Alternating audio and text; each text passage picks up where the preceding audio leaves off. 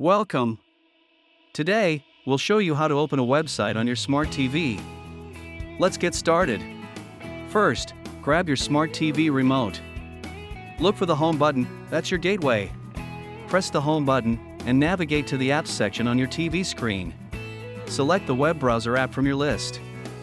It usually looks like a globe. Now, type in the website address using your remote. Use the on-screen keyboard. Hit the enter button, and voila!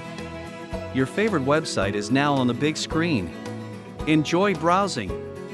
Whether for research or entertainment, your smart TV is a great resource.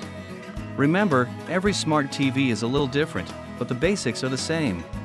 With practice, opening websites will become second nature. Thanks for watching. Subscribe for more tips and tricks to enhance your smart TV experience. See you next time. Happy browsing! For more information, check out our website.